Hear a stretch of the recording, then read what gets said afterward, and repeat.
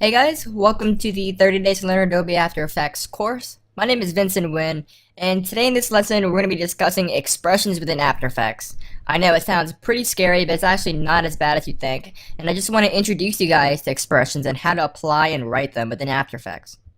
So here in After Effects, I have a fractal noise layer which is currently shut off, and I have a text layer called Wiggle.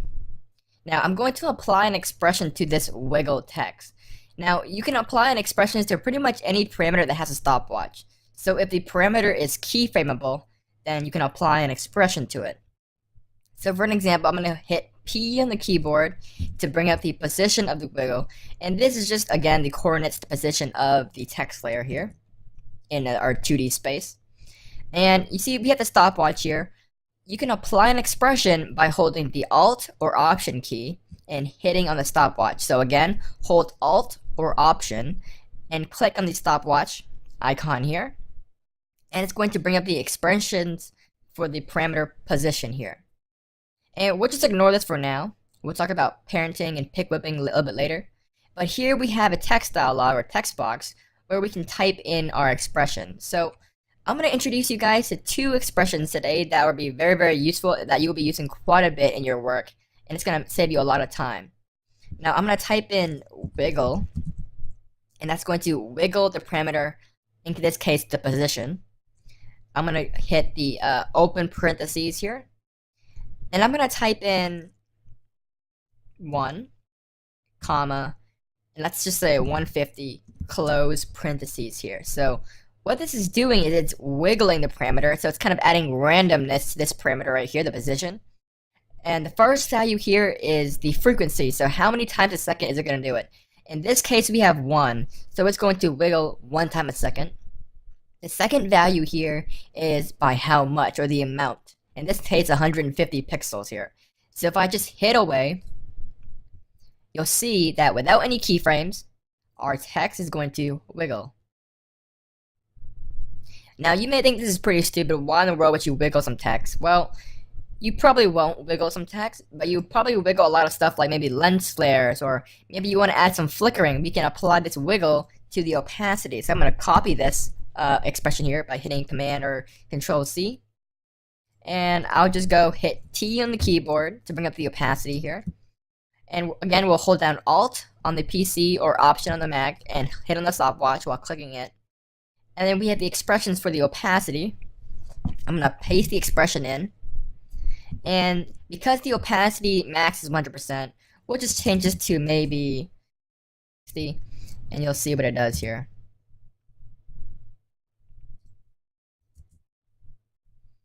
You can see that it's kind of flickering our opacity for the text here.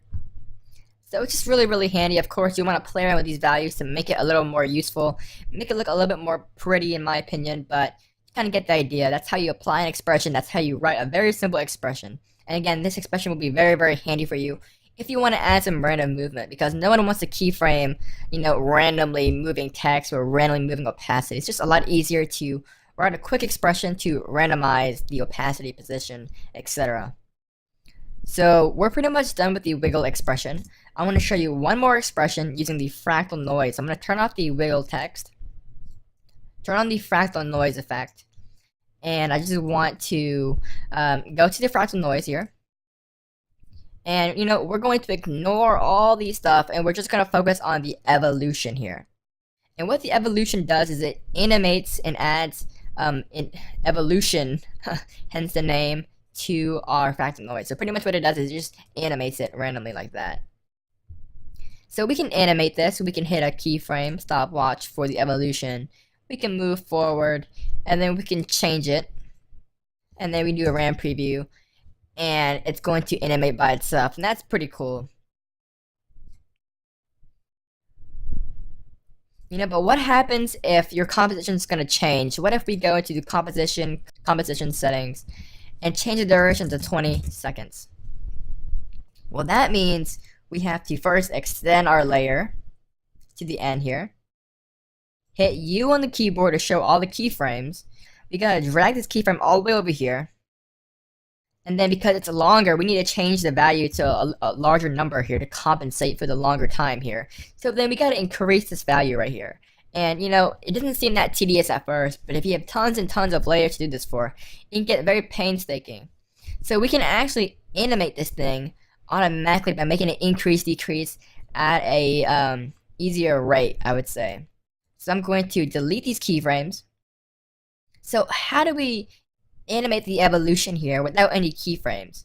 Well, we can go apply an expression here. So hold down Alt or Option, click on the stopwatch for the evolution. And then we can type in time, asterisk key, which is kind of the star key, Shift 8. And then we'll type 120. And what that's going to do is going to multiply the time right here by 120. And we'll apply that value to the evolution here. So as you can see, it animates by itself without any keyframes.